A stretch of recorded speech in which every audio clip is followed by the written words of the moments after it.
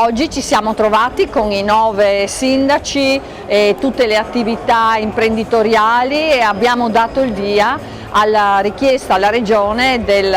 contributo per il distretto del punto più a nord del Mediterraneo. Siamo molto orgogliosi di questo percorso perché è un progetto condiviso con che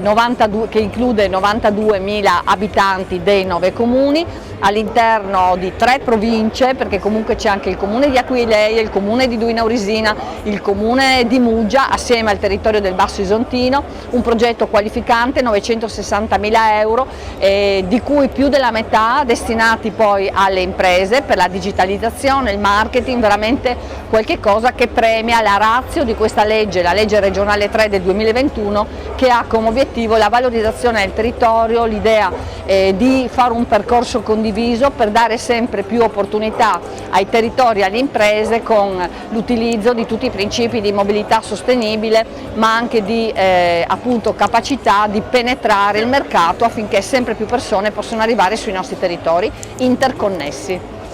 Allora, un grazie particolare all'amministrazione comunale di Monfalcone che si è resa capofila di questo progetto, a cui anche Udine, diciamo, la Confartigianato Udine darà il suo contributo. È un progetto che va verso la collaborazione fra gli enti locali e gli operatori del territorio, che non può che avere riscontri positivi. Sì, noi non possiamo che essere ben contenti di aver notato che metà dello stanziamento, oltre metà dello stanziamento, è dedicato alle nostre aziende. La digitalizzazione è una cosa importante, è una cosa che stiamo già cercando di sviluppare da tanti anni, ma sicuramente un aiuto da parte dei distretti per le nostre piccole aziende è ben gradita. Per cui adesso aspettiamo di vedere come si arriveranno i fondi della Regione e siamo fiduciosi nell'esito di questa.